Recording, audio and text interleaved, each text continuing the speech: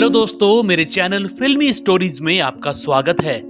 आज हम आपको पुराने हिंदी सिनेमा की महान अदाकारा अचला सचदेव के दर्दनाक अंत की जानकारी देते हैं। उनका अंत जानकर आप कांप उठेंगे। आपने वक्त फिल्म का ए मेरी जोहरा जबी गीत जरूर सुना होगा। उसमें बल्ला साहनी जिनको जोहरा जबी बोल रहे थे, वो अदाकारा ही अचला सचदेव थीं। 250 से ज्यादा फिल्मों में अपना हुनर दिखाने वाली अचला सचदेव 3 मई 1920 को पाकिस्तान के पेशावर में पैदा हुई थी।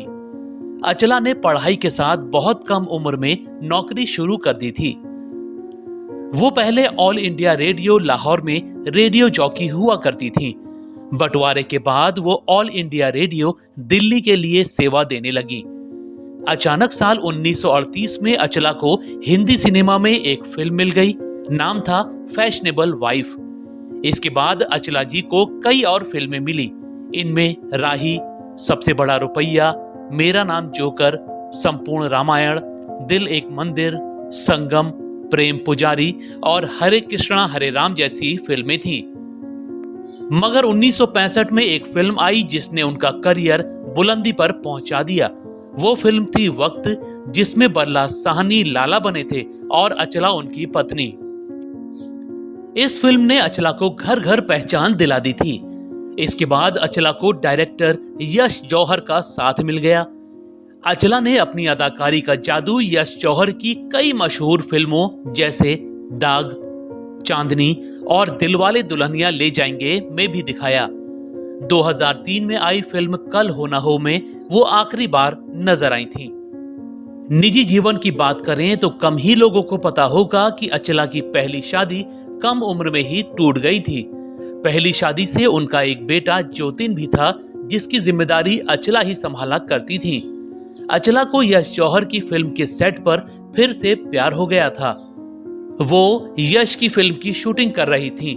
इसी दौरान यश जौहर उनको एक ब्रिटिश मैकेनिकल इंजीनियर से मिलवाने लाए। उनका नाम क्लिफर्ड डगलस पीटर्स था, जो पुणे में एक बड़ी फैक्ट्री के मालिक हुआ करते थे। उनकी पत्नी की कुछ समय पहले ही मौत हो गई थी। अचला और क्लिफर्ड को पहली ही नजर में एक दूसरे से प्यार हो गया। कुछ समय बाद दोनों ने शादी कर ली। दोनों की एक बेटी भी हुई। दोस्तों, इतनी महान अदाकारा ने सोचा भी नहीं होगा कि सब कुछ होने के बाद भी उनका अंत इतना दर्दनाक होगा। शादी के बाद अचला अपने पति के साथ पुणे के बंगले में रहने लगी। बेटे को पढ़ा लिखा कर उन्होंने अमेरिका में बिजनेस शुरू करवा दिया। बेटी की मुंबई में शादी कर दी। करोड़ों की मालकिन का बुरा दौर उस समय शुरू हुआ जब इनके पति की साल 2002 में मौत हो गई। इसके बाद अचला बड़े से घर में अकेले ही जीवन गुजारने लगी। उनको अमेरिका से न लड़का पूछने आता, न ही मुंबई में रहने वाली लड़की कोई मतलब रखती थी। 8 सितंबर 2011 की बात है। अचला किचन से पानी लेने जा रही थीं। अचानक वो फिसल गईं और उनके पैर की हड्डी टूट गई। उनको अस्पताल में भर्ती करवाया गया। काफी समय तक वो अस्पताल में भर्ती रहीं, लेकिन बेटा और बेटी कोई उनका हाल जानने नहीं आया।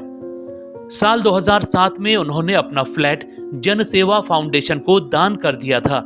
बस कभी कभार वो ही लोग उनका हाल जानने चले आते थे। बड़ी मुश्किल से उनकी हड्डियां ठीक हुईं और उनको घर लाया गया। अचानक 21 अक्टूबर 2011 को उनका शरीर हिलना डुलना ही बंद होने लगा। पहले हाथ, फिर पैर और फिर पूरे शरीर को लकवा मार गया। डॉक्टरों ने चेक किया तो पता लगा कि उनके दिमाग में खून के थक्के जम गए थे। अचला को फिर अस्पताल में भर्ती करवाना पड़ा। मशहूर अदाकारा और करोड़ों की मालकिन अचला सचदेव यहाँ कई महीनों तक लावारिस की तरह भर्ती रहीं। वो अंधी भी हो गई थी। इस बार भी ना उनका बेटा मां का हाल जानने पहुंचा, ना ही मुंबई से बेटी आई। 30 अप्रैल 2012 को अस्पताल में वो सांसें नहीं ले पा रही थी। डॉक्टरों ने बहुत बचाने की कोशिश की, मगर उनकी मौत हो गई। भले ही उनकी मौत 91 साल में हुई, मगर लावारिसों की तरह अपना इतना बुरा अंत तो उन्होंने सपने में भी नहीं सोचा होगा। दोस्तों, आपको अचला सचदेव का कौन सा किरदार या फिल्म याद है? हमें कमेंट में जरूर बताइएगा। ऐसी ही और स्टोरीज को जानने के लिए आप मेरे चैनल फिल्मी स्टोरीज को सब्सक्राइब भी कर सकते हैं। बस बेल आइकन दबाना मत भूलिएगा।